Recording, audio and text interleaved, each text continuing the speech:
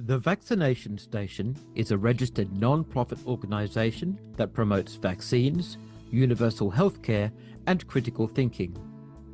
It provides materials to support amateur and professional vaccine advocates, including a wide range of properly referenced infographics addressing topical issues in health and science. The Vaccination Station also produces resources to help people improve their critical thinking skills and interpret information in a more structured, rational way. You may be familiar with a book called The Real Anthony Fauci, written by Robert F. Kennedy Jr. The Vaccination Station has published a response entitled In Defense of Fauci, which thoroughly refutes Kennedy's claims using robust scientific evidence. Finally, the Vaccination Station has a podcast where you can hear interviews with doctors, scientists, authors, and parents. If you'd like to be interviewed, whether to share your experiences or promote your own content, please get in touch.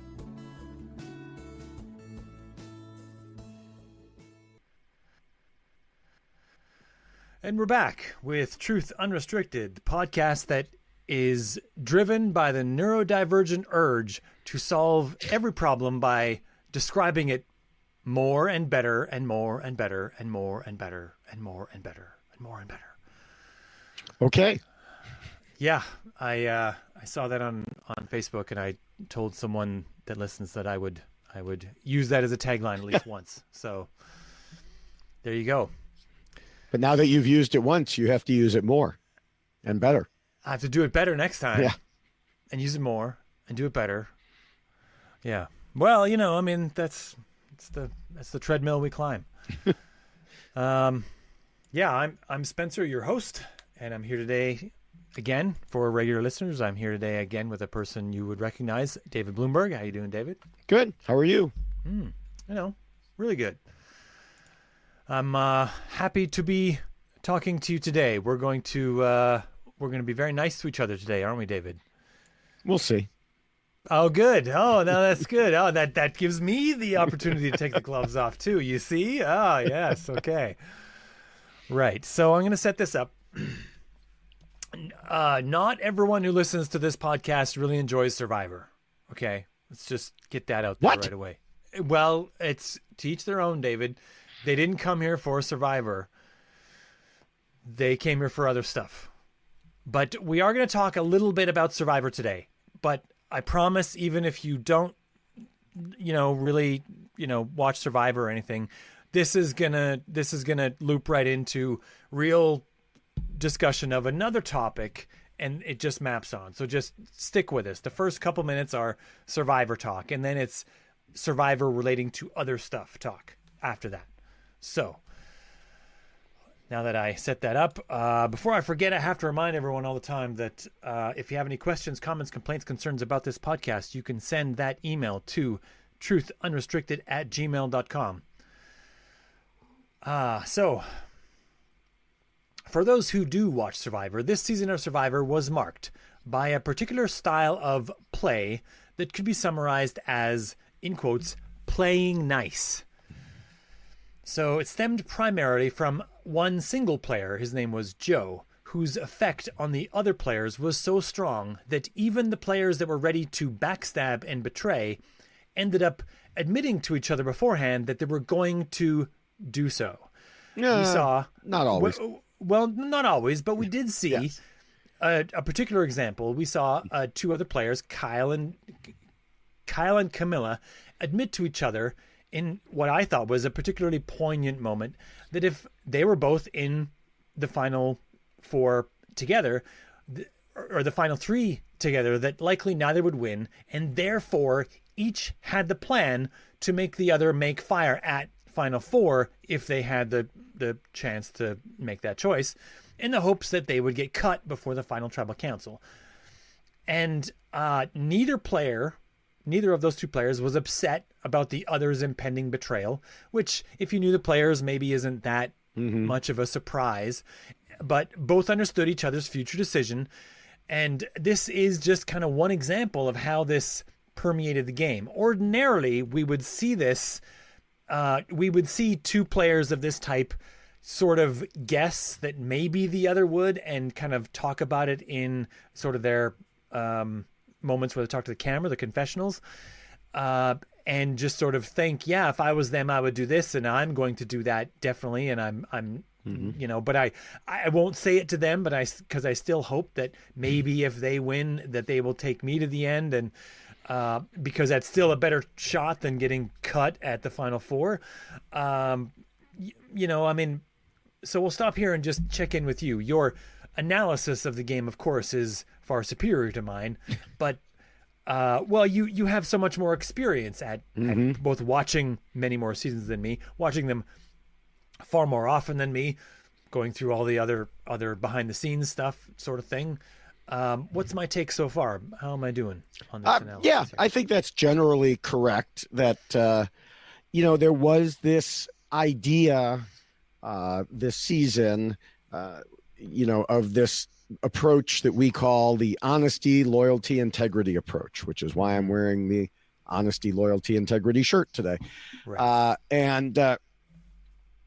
So there have been some players historically who have tried to play Survivor this way. Yeah. They lose. And so far, David, they've Yes. all lost. yes, yeah, it's only 48 been seasons, 48. Yeah, only been 48 seasons. Only you know, 48 in a row. But several of them have made it to the final. and still lose. Well,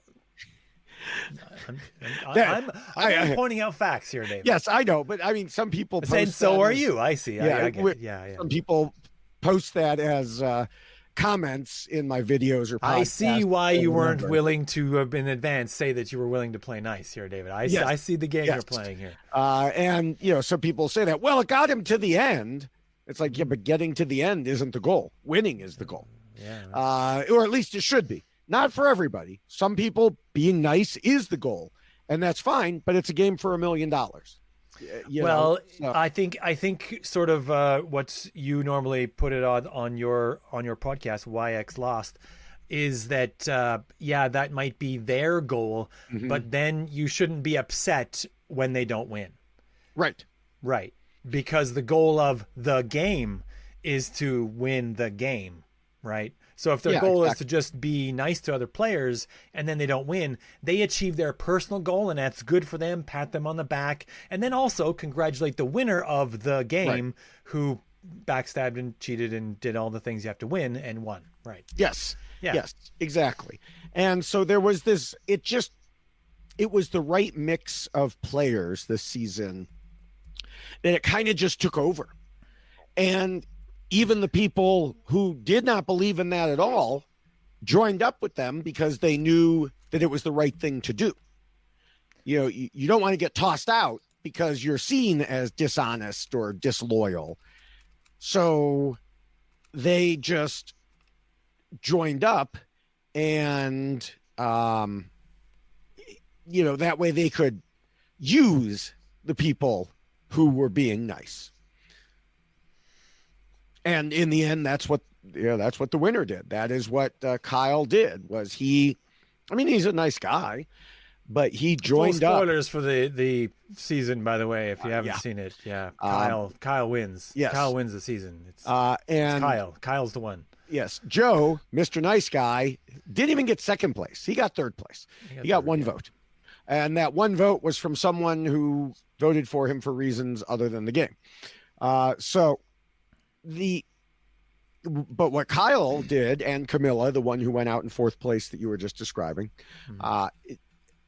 Kyle in particular was part of this nice alliance until he knew he had to make a move. And he waited and waited and waited and had, you know, this very secret ally in terms of Camilla. And then when the time came, made the moves that were necessary to undercut the honest people. And he won because of it, because of the way he ended up playing, which is what's always going to happen on Survivor. You know, you can have all these people playing nice, but that's usually not what the jury wants to see. Right. So, I mean, when we look at the show itself, I think that, I mean, it's possible that Jeff Probst really wants there to be a winner like Joe eventually, who plays with the honesty, integrity, and loyalty, and does all the right things, and doesn't deceive people. And, I mean, personally, I think that Jeff would hold that up as like the ultimate winner, the good guy, the Yes. Hollywood winner, because that's sort of the, maybe not quite now, but certainly, when I look back at my childhood in the 80s and early 90s, this was sort of like the Hollywood ideal hero, right? The good guy who's doing things for the best and is incredibly noble all the time and wins at the end of the movie, right? It's possible that he wants that, right? And I don't know if he's ever really going to get it. I mean, I think, just from his discussion, maybe for those who don't watch Survivor, Jeff Probst is the host and showrunner. Yeah. So in case, people don't know who he is. He's not a household name? Oh, I mean, he should be. that's But weird. He so would be disappointed to hear that. but he might want someone like that. He probably does. But on the other hand, he knows, just from discussions within the game, he knows it's a sneaky game. He knows it's a backstabbing game. I find it funny that some people still try to say, oh, well, in the old days, it was, honorable and people didn't lie. And it was more, some will even go so far as to say it was more Christian and this. And it's like the first winner was a gay nudist atheist. Yeah. Who lied his ass off. Yeah. So and he never cheated, but he, right. Like, I've heard some of the podcasts where he discusses strategies for the game. And I was like, yeah, that guy has some interesting thoughts about ways that you could get advantages in the game. That's, yeah, really interesting. So yeah, it's funny when people try to harken back to the quote unquote good old days. And then right after that, the guy was like, oh, I'm going to be a nice guy. And when I go to the final two, I'm not going to take this one guy who everybody hates and I will easily win. No, I will show what a nice guy I am and take this quote unquote older woman. And then he lost to her. And it's like, yeah, congratulations. Good job. You just showed why you don't play as a nice guy. So I'm going to rattle off a bunch of questions about the nature of play here. And we're not going to answer any of them. Well, I know.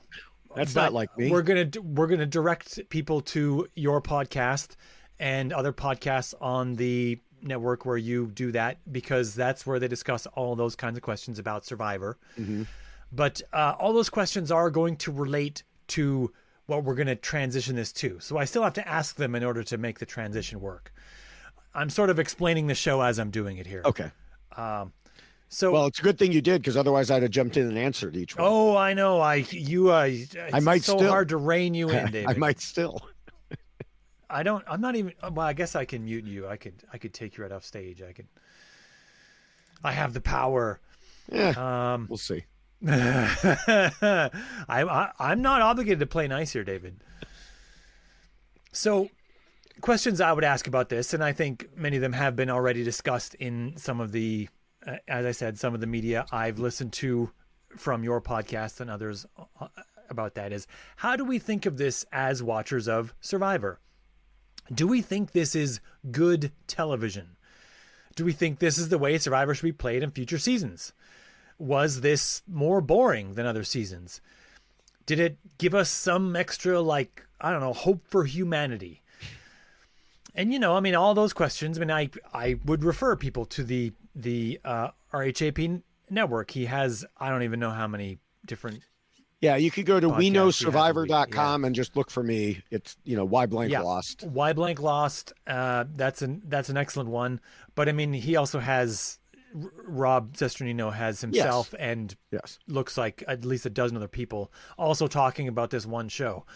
I'm not going to say he's overdoing it, but like I'm just one guy just talk about this one thing. I mean, it's all I need, Rob. Why do you need a dozen people all talking about your show? Everybody views it from a different perspective. Okay, David. I mean, I get why he has your show. I mean, that's 2 shows. It's 2's enough. Like, okay. It's not a dozen. It's closer to a half. I'll pick a fight with Rob Cesternino another day. Closer to a half dozen. Yeah. Well, I mean, different people talking about it. It's probably close to a dozen. So anyway, but those questions are going to work directly to how we're going to transition this. So as a matter of comparison, right now in society, in the zeitgeist, we're looking at our democratic processes right now and thinking about how much sort of hatred and spite and vitriol we have and should have in our politics. So should our politicians play nice with each other? Should politicians of opposing parties treat each other as colleagues in Parliament or Congress? Or should they spit venom at each other when they meet? If we want Survivor to be good TV by having the players use every advantage possible, then do some people also want politics to follow suit?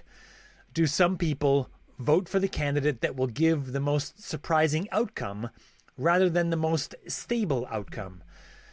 Do some people vote in such a way that gives them good television rather than a good nation? So these are the discussions, these are the questions we're going to discuss today, and reflecting from the way we look at Survivor in that same way, or maybe that we want to do it in a different way, right? I mean, most of those questions that I just rattled off were very close reflections of what I had said before. Should we look more positively at our world if our politicians are getting along, even if they're of like opposite political parties? Yeah.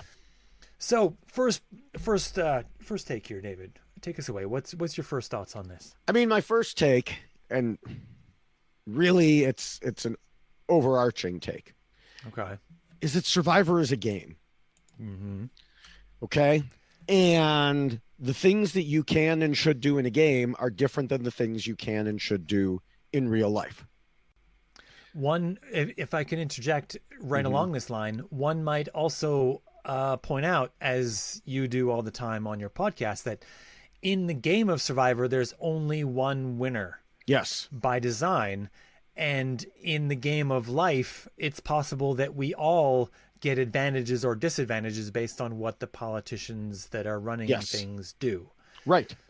So it's the dynamics are also drastically different between these two. Survivor is a zero-sum game. If you lose, if I win, you lose. You know, there's no two ways about it. There's no splitting it either. There's no agreement to like share it at the end. One person gets it. Yes. Yeah. And so the things that are done on Survivor should be very different. Like, I would not advise people to, backstab their closest friends in normal everyday life. It is not a good way to go about things. Well, okay, but should the politicians backstab each other? That's the real question. Well, right. But I'm just saying, to start with, I think we have to separate the game in everyday life. There. Yeah, I mean, it's the same thing if you're playing poker with someone. We shouldn't live our ordinary lives the way that we might play Survivor. Yeah, right. That's definitely true.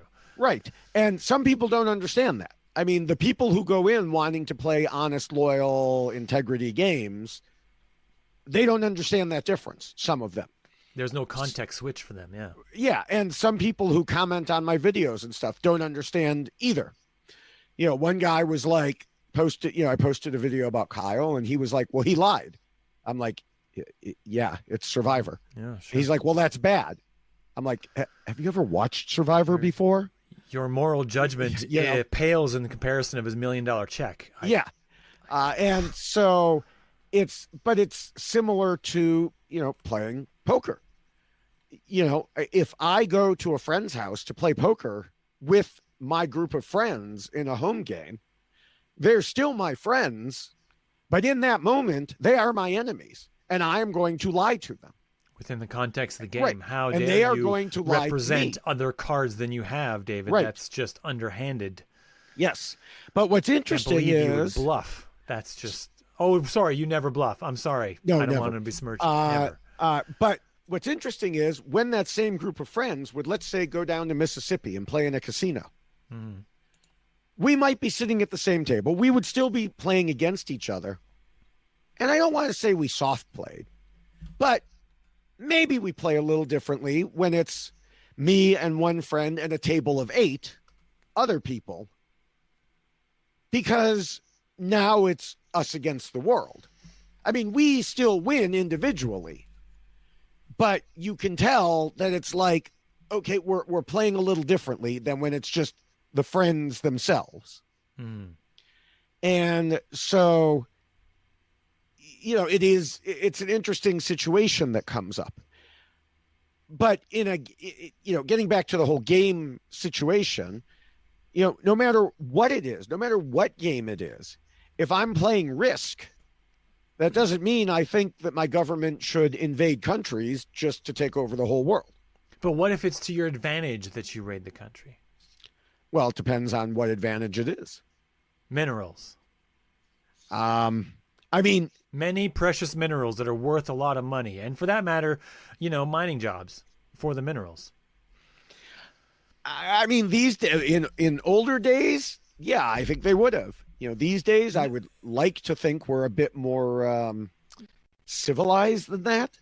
Right. So you would give up an advantage because, yes. Oh, okay, interesting. Yeah. Okay. All right. Hold on. I can make a note of that. Yes.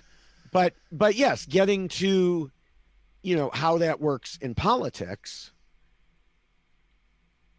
I think I have a combination of answers. I think there was a time when, and it wasn't that long ago, when people in different parties could be somewhat friendly and collegial with each other. Okay? I do not think that is necessarily the case right now.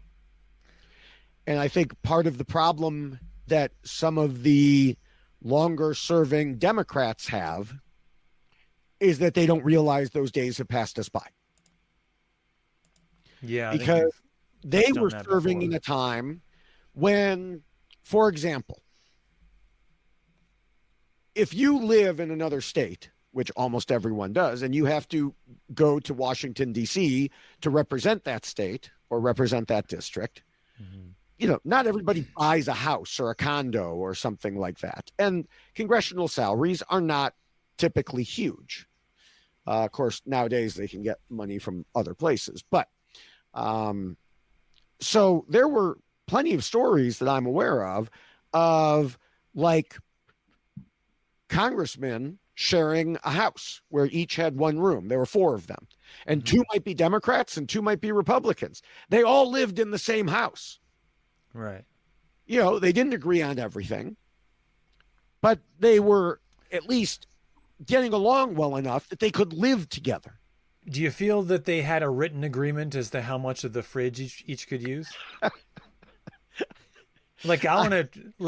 I want to dig into the story of these 4 people in the house. Like, what kind of roommate rules would they have? Would they have to write them down? See, I feel like if they're all in Congress, I feel like they should write them down. Well, nowadays they'd stick cameras there and make a reality show out of it. So more money. They could all afford their own places at that point. Right. Yeah. But then you'd lose the reality show. So, next season, you'd have just 4 others who hadn't made the money yet. They'll make the money at the end. Yeah. So, and this is what we saw with situations like the Democrats saying, well, we don't want to do anything with the Supreme Court. We don't want to force the issue with the Supreme Court because then the Republicans will do it to us. Mm-hmm. Yeah, and then the Republicans are like, do it anyway. Whatever. Yeah, we're going to stuff the Supreme Court.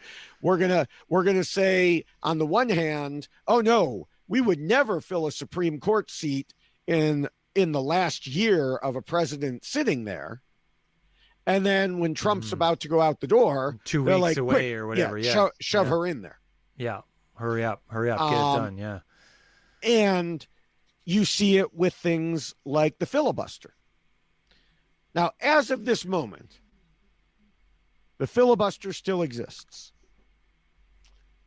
But there have been times, even for what many would consider life or death situations, where the Democrats, when they controlled the Senate, would not get rid of the filibuster. Mm-hmm. And what they always said was, if we do that now, then the Republicans will do the same thing when they're in charge. And my response was always, if you don't think they're going to anyway, you're kidding yourself. Right. If I'm catching you right, it seems like you're describing an unlevel playing field because one side is willing to skirt closer to the, edge of the rules, or maybe even a little past them, while the other one is sort of being more like playing nice, right? I mean, yes, that seems to be what you're describing. And then therefore, because they're willing to do that, they're willing to play in that way that's more underhanded, they're gaining advantages in this thing. Yeah. Yeah. They're doing, so if you could put up my image this shirt that I'm wearing, the Honesty, Loyalty, Integrity shirt. This is what it says on the back: scheme and plot, because that's what you do behind people's back on Survivor. Yeah, is you scheme and plot. You could be honest, loyal, and have integrity to their face, but you scheme and plot behind their back. Behind their back, yeah. You can take that down now, but yeah. And that is what, I mean, I would say Republicans aren't even bothering to do it behind anyone's back. They're doing it in full view. Yeah. They don't even care. Now, if Democrats were in charge, the Republicans would say, "Oh, no, we would never do that. How could you think of doing such a thing?"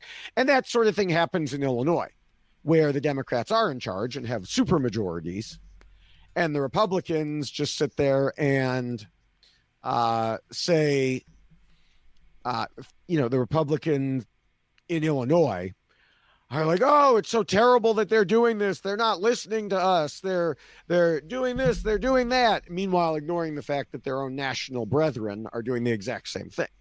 Mm. Yeah.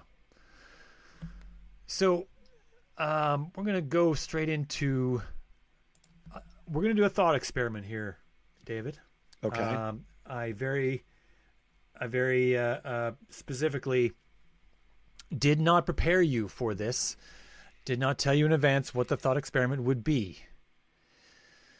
Okay? Because I'm not playing nice. Are you surprised? I am. You're surprised that I'm not playing nice? Oh, okay. Good. It worked. Okay. So, let's see if I can set this up properly. So let's say that, all thought experiments are hypothetical. So in this hypothetical thought experiment, you are the Democratic presidential candidate in an election. It doesn't matter which one. And your opponent is someone who is very, very bad. And just for the sake of whatever, they're not the incumbent. They're just it doesn't matter who the current president is. You're running for president. Two non-incumbents, but the other one is notably bad. So and not just bad as in. We could just randomly name him like VJ Dance. Yeah, sure. That's a good one. Yeah. I was going to say something like Tronald Dump or something, but yes, VJ Dance also works. Yeah. Yes. So, and they notably have a lot of social policies that will be terrible for many people, and not just terrible, but like cataclysmic. Mm-hmm. Potentially people, dying in the tens of thousands by the things that this person is, likely to do as president. So the stakes are high. Stakes are very high. Mm-hmm. And in this thought experiment scenario, it doesn't work quite the same as the current U.S. elections do. in stark contrast to how U.S. elections work now for president, the debate is of utmost importance. Okay. We're going to say that you vote like the next day. You debate, and then that's the last you hear from the two candidates. You vote the next day based on what happens. It's a really in the debate. hypothetical situation. Yeah. Hey, I'm allowed to make the thought experiment whatever I like. But it's so that there's one moment that's the key moment, all right? So you are facing off in a debate against VJ Dance.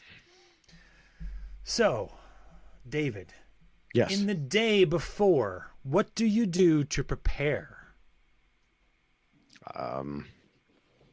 I mean, Let me give you some options. Let me give you some options.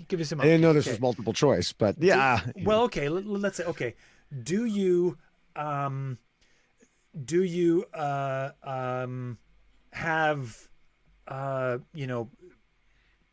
do you find a way to spike his coffee with laxative before the debate? I mean, it skirts the line. It's not really illegal. It's maybe some kind of immoral, but it's illegal. That would be illegal. Yes. Well, okay, all right. Well, I don't know, maybe, but it's not going to kill him. It's just a laxative. Maybe he needs a laxative. Like, I mean, right? But do you do that? no. No, why not? Mostly because, if you can be hypothetical, so can I. I'm yeah. already ahead 90-10 just because of my winning personality. And so I don't need I'm to. the one making the thought experiment. It's deadlock, Oh. 50-50.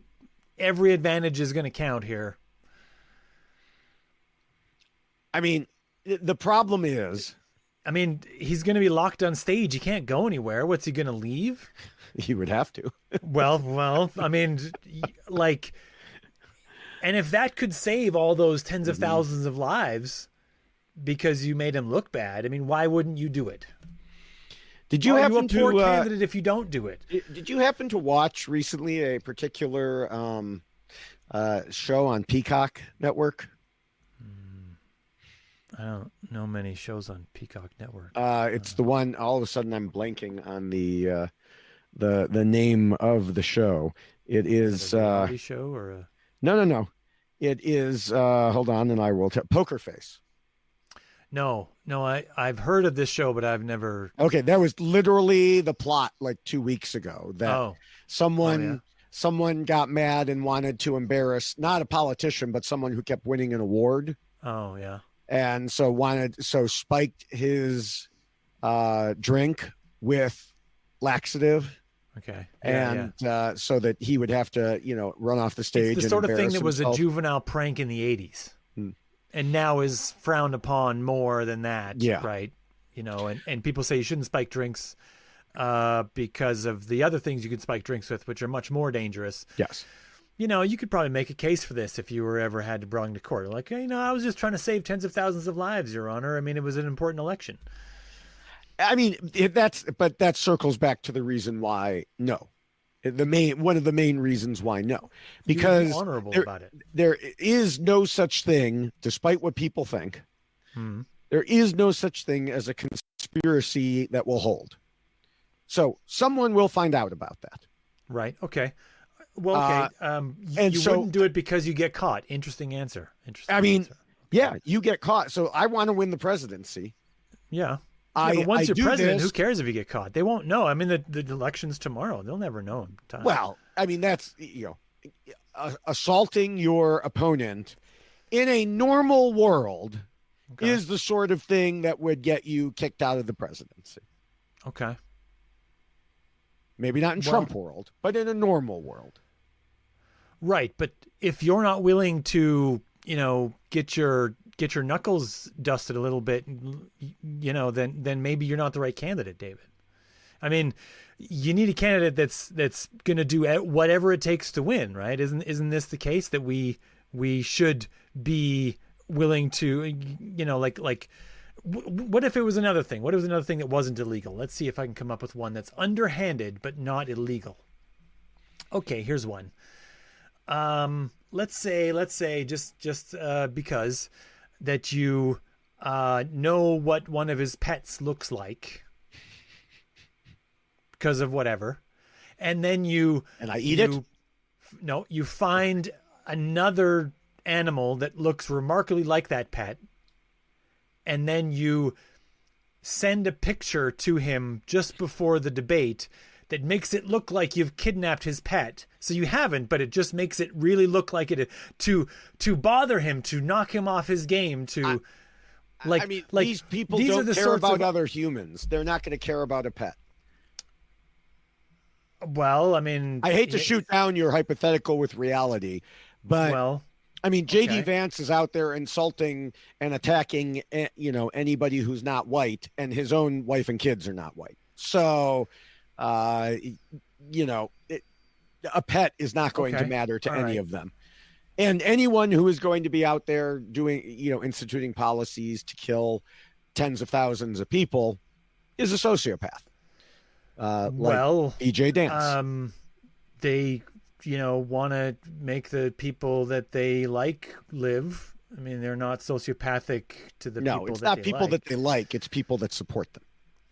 Well, okay. And even those people, I mean, look at it right now. How many articles are there every day interviewing, people who voted for Trump saying, well, this isn't what I voted for. Yes, it freaking is what you voted for. Well, you were just too dumb. You were just too dumb, or you didn't want to admit that this was what you were voting for. Or they got grifted. Yeah. Yeah, because there is a con man element there. But okay, let's change the thought experiment just a little bit. Let's say that you aren't running for president. Let's say you are you and someone else is running for president. This exact same scenario, though, it's the night of the debate, and then the very next day the U.S. votes. This is the event that really, and then the Democratic candidate does one of these underhanded things. Oh, I thought you were going to tell me I was the caterer and I had the option to do it. Okay. No. Do you still support them ahead of the like EJ you said, Dance? But the problem is, by that point, you said the vote's happening the next day. Well, yeah, but for some reason or you strongly suspect that this underhanded thing has happened. Yes. Okay. Because of the greater good. The greater good, okay. In that case. But you can still do it another way. Where, fine. Somehow I have this special magical knowledge. I saw it happen. Yeah. Okay. You have the powers of Columbo, and you were able to, while watching the television, you could tell that this has happened. And you're like, no, and you tell your wife, and she thinks you're crazy because whatever. But you could see that this is happening this way, and then how it turns out proves you right. Yeah. So because you have Columbo powers. Yeah. I mean, the other thing is, are people really going to not vote for him just because he had to dance around on stage a little bit? But some people might. If 2% think he looks foolish and votes the other way, that tips the scales, right? Yeah. I mean, the other option then is let the Democrat win and then turn in the information. And presidential immunity, baby. No, presidential immunity only applies once you're president, for one thing. At least in theory. Try that one out in court. Yeah, go ahead. Yeah. Well, it's a Democrat, so the Supreme Court come and get me. The Supreme Court. Well, if they're willing to spike a drink. I don't know. Then you turn over the information after the election, and either let them get punished and hand it over to the vice president, or whatever happens, let the courts or the electorate at large decide. But as a single person with this all-knowing information, Columbo powers, in this very strange hypothetical. All hypotheticals are strange in some way. That's why normally I don't judging mine. You don't realize how special you are. I normally, when people ask me hypotheticals, I say I don't answer hypotheticals. for just this reason. Well, I have you trapped. I'm not playing yes. nice today, David. Yes.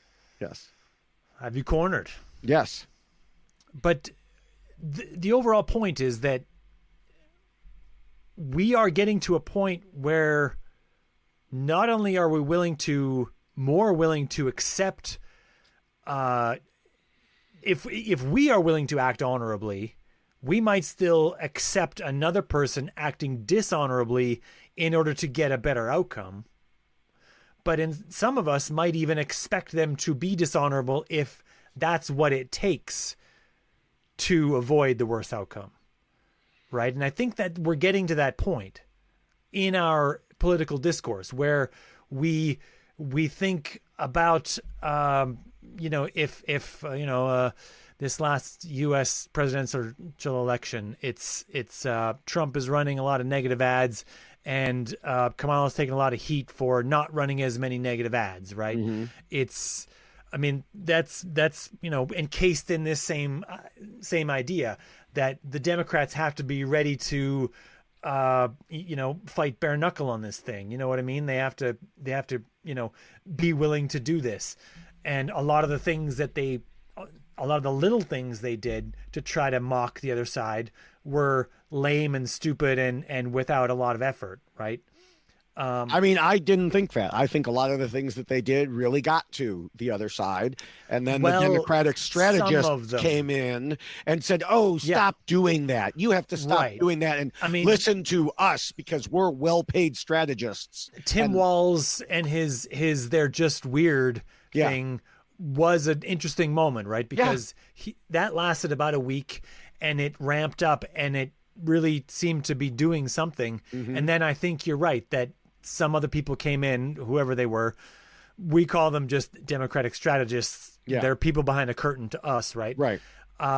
Someone must have said something that they claim to have known based on something, and then that all seemed to change. The messaging all seemed to change, right?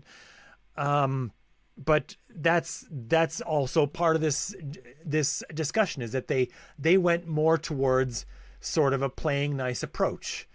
They were still, doing other things, but they're just weird stuff was definitely not playing nice. It was sort of it was an attack that was, it does put it in this weird gray area because Tim Walz is sort of a notably nice guy. Like it's hard to imagine him being not a nice guy. Although, to me, we had this discussion, Minnesota and Minnesotans are very Canadian. Like when I watch Tim Walz speak, I feel like I know that guy. And I feel like if you got in a the wrong discussion with him in a bar, he'd throw down with you. That's my feeling. Like, he's not so nice that he's just going to I'll be the better man and walk away. I believe he just recently gave a speech. If he's not a politician and he's just in a bar and it's about the hockey game or whatever, and it gets heated, he's not going to hesitate to throw punches back. Well, he might not throw first, but that's the feeling I get, right? That he's not so nice, but I still consider that a nice guy, right? He's not he's not overtly trying to make people uncomfortable just for the sake of it, right? But so his moment where he starts, I think that started at the if I remember that started at the Democratic National Convention, right? He did his speech and he said that, I think, for the first time there. I don't remember They're just exactly weird. where it was. And that was, or maybe it was like the day before or something. There was like, she got picked and then she picked him as a candidate. And then that happened. That was all in quick succession, right? Right. And he did say that in front of a crowd. And I'm pretty sure it was, if it wasn't at the convention, it was really, really close to it. And that picked up right away. But like even that line of attack, that's like a nice guy's denigration of the other side. You know what I mean? He didn't say they're all fucking nuts. He said they're downright weird, which is like the most Minnesota way to say they're all fucking nuts, right? Yeah. Like, so to me, that was an interesting thing, but it was definitely on the attack side. It was on they're going to have to defend the weird shit they do. And they were bad at it. They were notably bad at it. Everything that the Republicans are trying to do to say, we're not weird, we do this thing. And it's like, oh, no, man, that's so weird. Like, Yeah. you know, you had JD Vance just going into a store to, you know, buy a, I don't know, coffee and a donut or whatever. And he does it in the most weird way. You're like, no, Yeah. man, no, you are so weird. Like, I don't know how to tell you, but you are so weird. Oh, Like, yeah. I don't know why your handlers aren't like telling you, don't do that, man. Like, Yeah. that's not how normal people do this.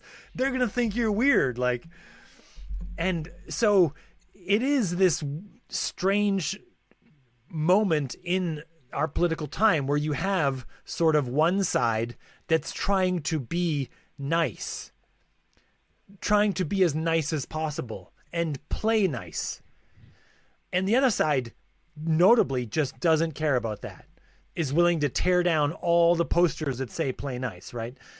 Well, and I think it goes back to, again, the same people I was talking about earlier on. These Democratic strategists who have been there forever, and they are still playing by different rules. And they are still, I mean, to be frank, they get paid whether you win or lose. And so, and I'm not saying, you know, they don't want the win, but like they keep getting jobs even when they lose. So, you know, they keep trying the same thing. When you have a nutcase screaming, they're eating the dogs, they're eating the cats. Yeah. You need to jump on that. You Yeah. need to jump on that and jump on him, you know, and Yeah. everything else bizarre that they are doing. You need to be putting that out there. And instead, they were playing this weird defense where they just, I think, you know, I mean, it's hard to say for sure. I think some of them were getting a little high on their own supply. And I don't mean like Elon Musk. No, I mean, I've like, gotten that impression from the Democratic Party a lot. Like as a Yeah. Canadian watching what they Mhm. do, I mean, this was part of what I think was happening in 2016. They saw that their opponent would be Donald Trump, mhm. and I think they didn't look at the primaries as much as we need to pick the best candidate as we get to pick whoever we think is going to be the next president, because obviously whoever we pick is going to win. That seemed to be more the way they approached it. And I think they, Well, I mean, even in the primaries, nobody thought Donald Trump would win the primaries. well, towards the end, it was mean, looking, Well, yeah, but towards yeah. the end, the in candidate the beginning, was already they, clear. they weren't. Yeah. In the beginning, they weren't. But after Right. after Super Tuesday, I think they were like, no, this guy's very likely going to get it. Right, but by then the candidate was clear also on the Democratic side. So Well, yeah, but still, that's how they looked at it. And I think, like, it's not that doing it a different way would have made someone else the candidate. I think the way, the attitude that the Democratic Party and all of the various people that were doing the talking for them, all of their attitudes collectively, it led people to think that, they think they already have this and that they don't need our support as voters. They just get to pick within their own party who's going to be president. And that sort of bled through. I mean, we saw that was an impression that a lot of Canadians had of that election at the time, was that the Democratic Party wasn't working as hard to win votes as they were just to, in their mind, and as they thought, let Donald Trump lose votes, and they just, elevate their candidate. to be fair, what sane person in that year could think that Donald Trump would win? I thought Donald Trump could win. Never in a million years. I thought it because I had seen the way I did say what sane person, by the way. So just saying. Oh, my gloves are coming off, David. Right. Ooh. Meet me in the corner of the ice right now. Yeah, I mean, to me, and this circles back to another question that I have that I did slip in earlier with my onslaught of questions, but it's a thing that I think is sort of happening among some voters, there's some subsection of voters who are doing a particular thing. They are voting for good television rather than for a stable nation.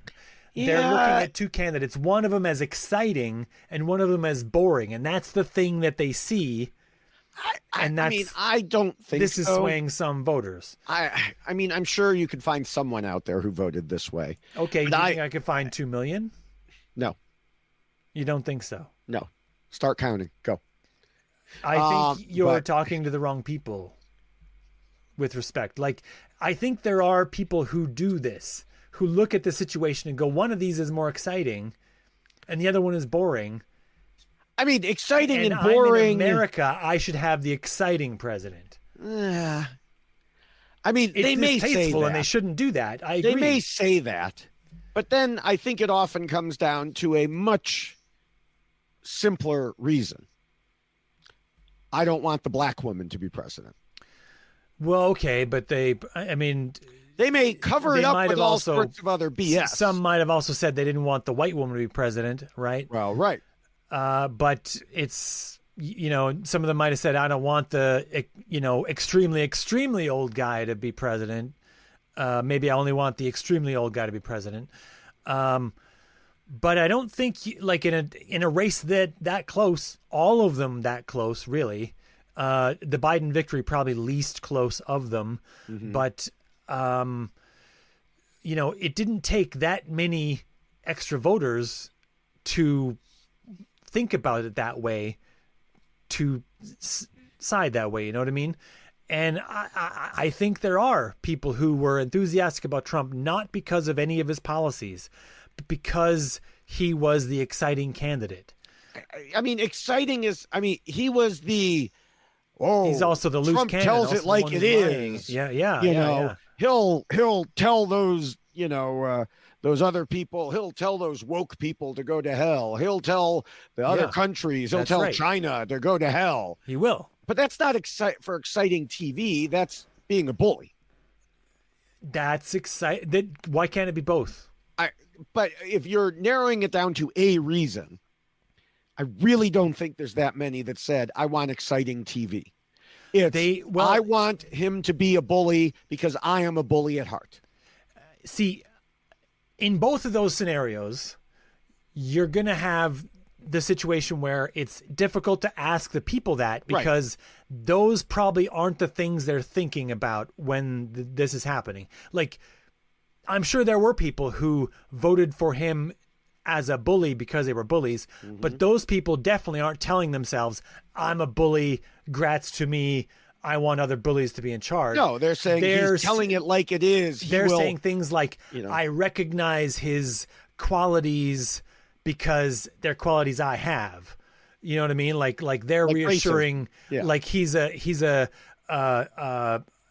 entity that they know well because they're that entity, right? Right. And they're sort of using cloak language to assist their own ego and self-esteem past a barrier sort of thing.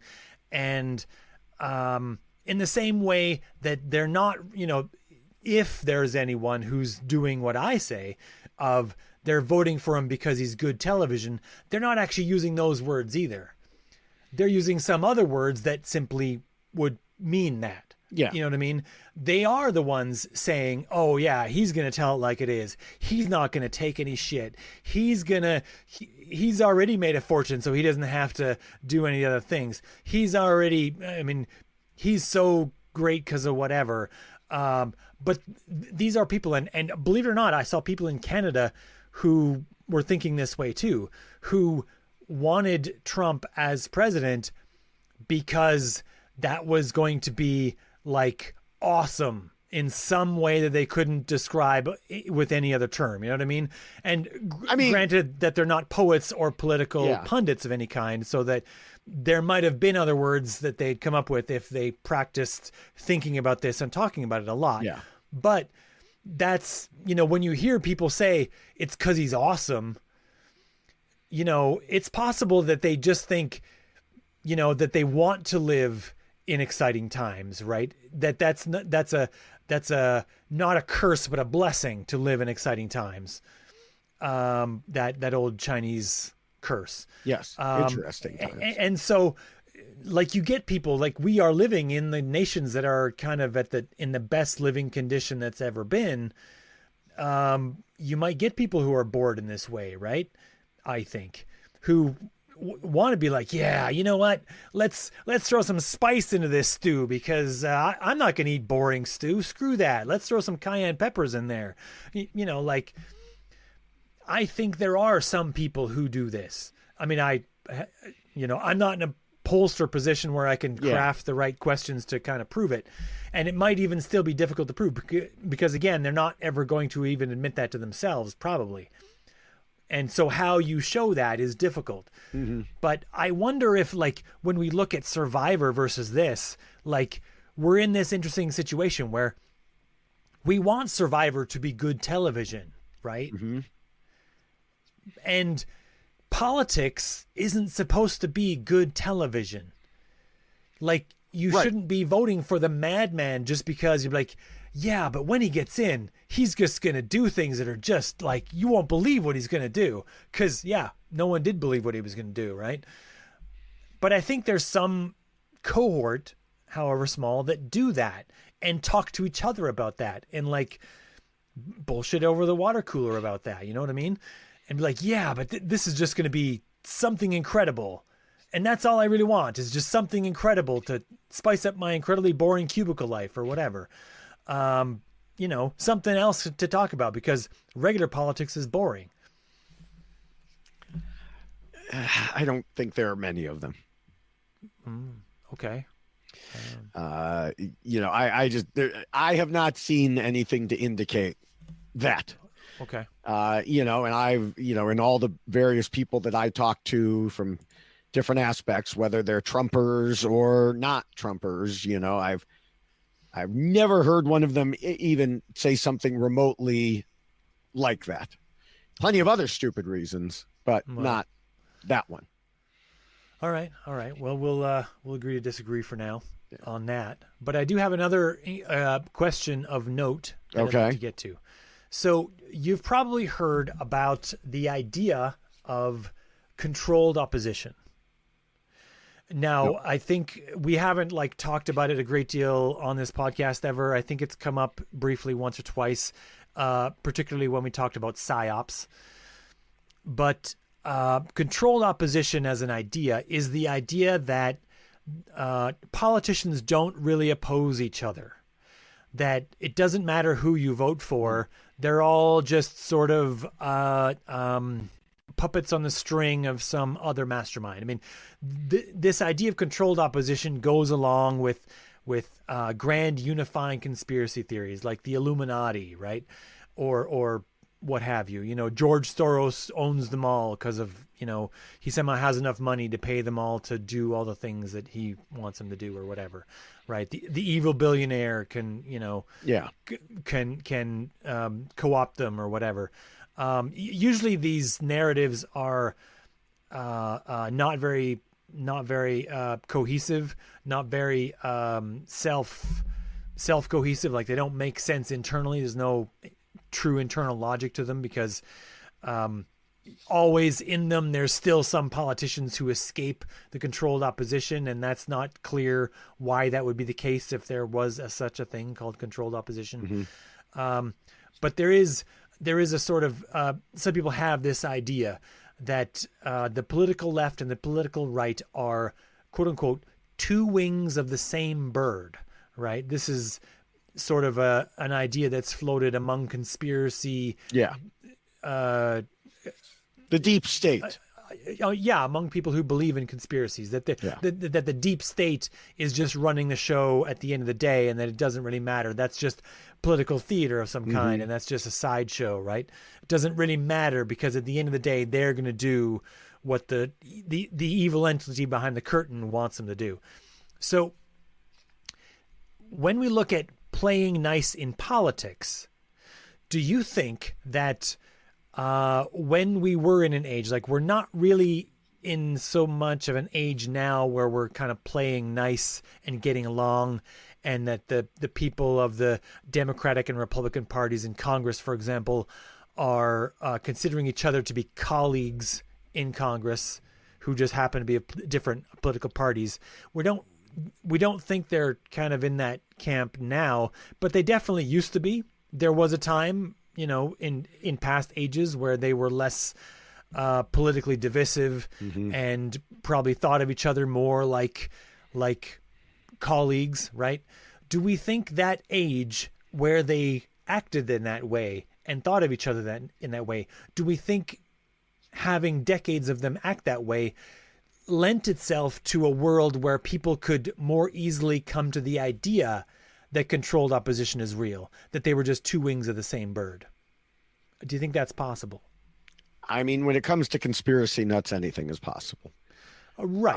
Well, okay, but is it possible that not everything that they come up with comes up in a vacuum? That they, however errantly, still take some things that are real and twist them? You know what I mean? Like, is this, and I'm not even using this as like a reason to like not play nice. I'm just saying that, is this a thing we should recognize about the nature of conspiracy ideas, that some of them might have seeds of reality that get twisted, and that this is one of them, and that if it is, maybe this is something additional knowledge we can add to the pile of things we might use at some point to like untangle this mess, right? Like, do you think that's feasible, that this might be one of these little seeds of nuggets of truth that's at the bottom of a distorted reality? Not really. You don't think so? No. I think the whole deep state thing is simply, I mean, it's the normal conspiracy that there must be some greater power controlling everything. Right. But when the first person was sort of coming up with this and telling other people, and they were examining it in their minds, they were examining that versus what they were seeing, right? It's possible that the first person that did it was a true grifter and didn't care what anyone thought. But at some point, they had to show that idea to some other people, and those people had to compare it with reality to see how much sense it made. And probably that grifter didn't come up with the one idea, because that's not how they work. They came up with 10 ideas, and one of them stuck, right? Yeah. So like, this is one of the ideas that stuck. Is it possible that when that person came up with the idea just because he wanted to grift, showed it to a bunch of people, and some portion of those people compared that idea to what was happening in their world and said, you know what, maybe, right? Based on something that they were seeing, like, I don't know. Is this... I don't think so. I really don't. Think so? No, I think that there's plenty of other things that they base baseless conspiracies on. And, whatever, even when they were acting more like it was just a job, right? Yeah. But even, and this is what I was referring to earlier. I don't remember what I said, but like, even if we go back to the founding of the country, the founding of the country did not take place with political parties in mind. They developed naturally. Yeah. The original idea was, we have the president, and then whoever comes in second is the vice president. Yeah, they'll work together great. And that quickly went away because they did not work together great. And then we'll elect members of Congress, and they will represent the individual regions and et cetera. Yeah. Yeah. And I mean, you can see it even, just watch Hamilton. Why did Hamilton never get to be president? There was a whole song about it. Why? Because he slept with a woman, and they had the goods on him, and they were willing, because they were so mad at him, like they worked on a deal. They worked on a deal to, okay, we move the capital here and he gets his banking thing here. I'm presuming that, my understanding is the show Hamilton pretty much, got it mostly right in terms of many of those things. So I have not done a deep study of Hamilton, but nor have I. Yeah. By the way, the only thing I really know about Hamilton, I learned from Drunk History Lessons. Okay. Which was the episode about Alexander Hamilton and Aaron Burr going to a duel. Okay. Which was hilarious, but that's all I really know. Either you or your high school teacher were drunk in history lessons. No. But so So the point is they could work together, but they also stabbed each other in the back. I mean, you said it. Why did Aaron Burr and Alexander Hamilton, they worked together for years and years and years, and then they ended up in a duel. Yeah. You know? People were willing to throw down at a drop of a hat for a lot of reasons back then. Yeah. And so you know, the even the founding of the country, you could have both of these things happening at the same time, working for the common good while also stabbing people in the back. And I think that's the situation, you know, even the people who were sharing apartments or houses or whatever, you know, they didn't agree on everything. They represented their districts or their states, and, you know, but they lived together for, you know, just to make it cheaper. I don't know that we could find anything like that. And if we did, it wouldn't be people like, you know, you're not going to find Marjorie Taylor Greene, you know, living with a Democrat. No, but she would shack up with Lauren Boebert. Well, would she? I thought they were going after each other. That would be a reality TV show for the ages. Yeah. Yes. In fact, they should sell that. They should, because money is the ultimate thing you want, and they'll make lots of money. So, yeah, I mean, you know, we are in a current trend of crazier, you know, more insane politicians on the right. But, you know, we'll see where it goes from here. I don't think you're skirting the edges of the line enough, David. I think I don't know. I mean, you're giving away too much advantage. I'm giving away too much advantage by not be willing to you know, bend the rules. I don't know. Which rules? All the rules, David. All the rules. Depends. All the ones you could possibly think of. I mean, you, as a presidential candidate, you would also have teams of people also coming up with other rules that you might break or bend. Sorry, bend. Yes. I mean, it's just like the Republicans, right? It just depends. You put me in a room with Elon Musk, and he might end up looking very much like he looked in a recent press conference that he claimed his 5-year-old did to him. You know, but. You know, I'm not in the room with them, so there's not a whole lot I can do. Yeah. Here's the thing, David, and I don't wait till you hear the whole thing before you get insulted. Then get insulted afterwards? I still don't think you would do that, because I think you would realize that it's not a winning strategy. It wouldn't get you the win that you'd be looking for, and you would look for a different way to get an advantage. But I'm not sure. I'm not convinced that you would do that. You would look to the goal. If we're looking if I know anything about your podcast, you would look to the goal and say, but if all I get out of this is a story about how I punched him in the nose or whatever, I don't know if I really won. Maybe I can use something else to get a different advantage and get a much bigger victory. I think in my hypothetical, that's a big enough story right there. I don't know. Yeah. I think there's bigger victories. I think, I don't know. It's hard to get bigger victories against the richest man in the world. There's tricking him into punching you so you could sue him for millions of dollars. Yeah, he wouldn't care. Yeah, but you would get millions of dollars. Do you know how much money people would pay me if they found out that I punched Elon Musk in the nose? I don't know. Oh, God. Yes. It's difficult to say. I don't know. I mean, they're not offering the money just now. Just to be clear, I have not done this. I'm not planning to do this, you know. Like maybe if they really wanted that, they should start offering in advance, like a pool of money for a bounty. That is probably illegal. Raising money for someone to break the law is probably illegal.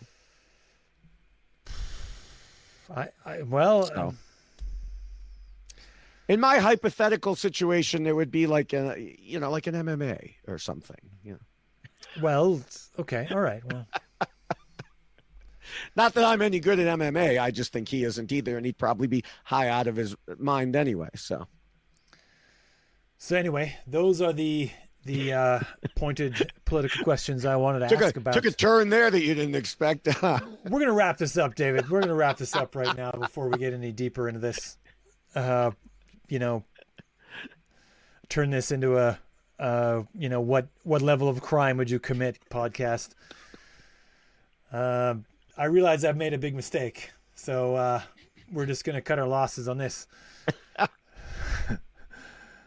So that's, like I said, those are the two bigger questions I kind of really wanted to ask, was that, and I really want everyone else to kind of ask themselves, and if they want, they can write in with their answers, is do you think that some people, some cohort, however small, vote for a presidential candidate based on how good the TV is going to be, how exciting their world is going to be, versus how boring it's going to be?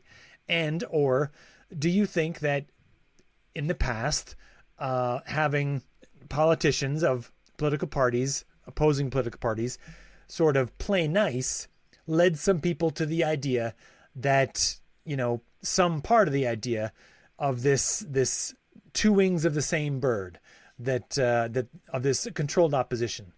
And people can write that in if they like. So you're just trying to get more people to support you. I know what you're doing. Yeah.